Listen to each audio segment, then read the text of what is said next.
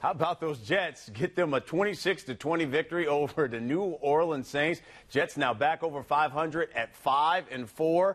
And you know what? The story of this game? Chris Ivory running the football well over 100 yards. Almost got a career high for him in rushing. Got 2 turnovers, 2 picks off of Drew Brees, and they turned them into points, which was crucial because off those 2 turnovers, you get 10 points for your offense. Geno Smith, a clean game. But once again, you see good Jets the next week, you see bad Jets. But the trend continues, they get a victory. What'd you think? Brotherly love wasn't there today. Rex really got it on his brother today. Ray mentioned earlier that Rex is 5-0 against his brother, and he really showed up his brother's defense today. The offense ran the football down the throat, but listen, the defensive line controlled this game. I think one of the biggest things, though, was when Sproles went out in that first hit today. We were on a conference call last week with the coaches from the Jets, and, that was a guy that really, I thought, could really give the Jets problem, especially when you're looking to move the chains. Jimmy Graham got, they were singling him at some point, and Antonio Allen really did a great job on him. But the defense of the Jets, especially the defensive line, really paved the way for the game. What's interesting, Ray, is that we talking with Dennis Thurman, the defense coordinator of the Jets. He said he made an emphasis to the Jets all week long. We cannot get beat deep with New Orleans. That's what they do. Drew Brees had 8 touchdowns of 20 yards or more, most of any quarterback in the National Football League. And what happens? He connects with Jimmy Graham, 50-yard touchdown. He connects with Meacham for 60 yards. But then all of a sudden, that front 4, or as you always point out, even that front 7, if you want to add the linebackers in there, took over this game. I mean, they really got after Drew Brees, and it really helped out the secondary, who comes up with a couple of picks. Well, here's the story, too. Drew Brees, if he has time, is an assassin with the football. He is an elite quarterback in the top 5 in the NFL. And I said before, the only way that you can get to Drew Brees to get him off his spot is to what? Put pressure on him. Force him to move inside and outside of the pocket.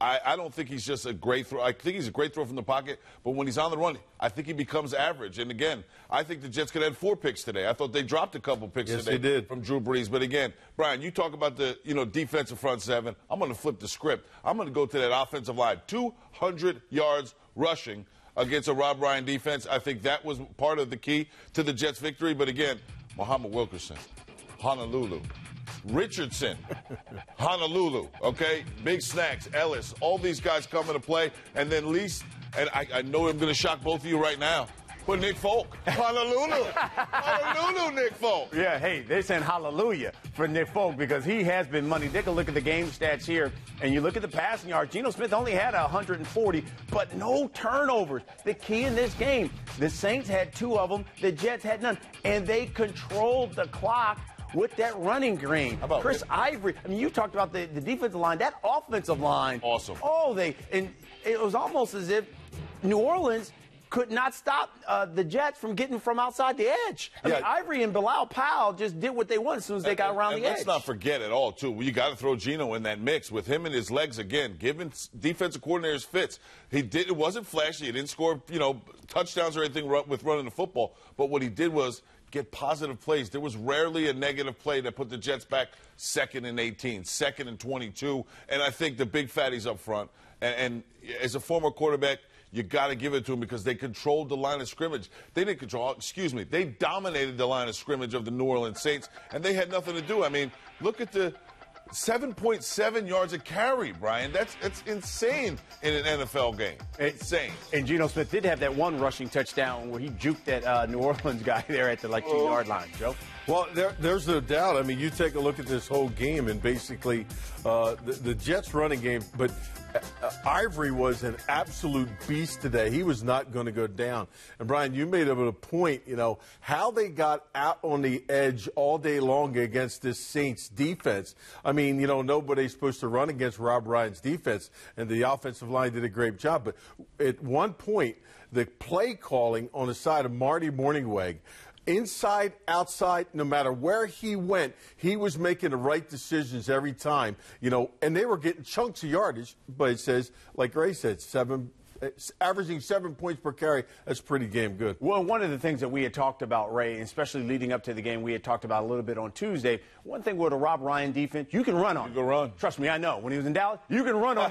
You can run on a Rob Ryan defense. He loves the blitz, and they were efficient. I mean, basically, Smith only threw the ball 19 times. So it was all the running game, which is what Rex wants. He says, hey, look, we're going to run the football, and if we get 4 or 5 yards, we're going to run it again, and I'm going to let my defense kind of control this football game. And that's exactly what happened, and it was, again, the recipe of success. For me, I thought this game right here was so important. I didn't want to call it like a playoff game because it's only the 9th game of the season, but the Jets had to have this game. There was no other way to get it. And, again, if you look at that New Orleans Saints, 4.3 sacks a game, Brian. The best in the NFC. Drew Brees coming in, 337 yards a game on the road, okay? This was a matchup that everybody in New York, and thankfully for the first time I could say I'm not one of them, didn't think the Jets could win. And they went out there and did the same. They took a page out of Rex's book from 2009 when he was frustrating Drew Brees all over the place. Again, Drew Brees did not look comfortable. His receivers didn't look comfortable. I thought the secondary played very well for the Jets, but, behind, the couple long throwing passes. But, again, this was a team effort, the defensive line and the offensive line. And I don't care how many guys out there that do what I do or Joe does and Brian does, this game is still won in the trenches, and that's what the Jets did. They did it on a defensive front seven and the big fatties on the other side on the front. Listen, you should talk about painting a picture for this team. In the division, this was a real big game for them. Like you said, Ray, maybe it's not a playoff win, but this is a monster win for them in the playoff division, because if they can push New England in this point, they're going to be able to give them a run at the end of this. Listen, Tom Brady's not having a great year. Geno was the Geno of odd weeks, though. He didn't make those mistakes.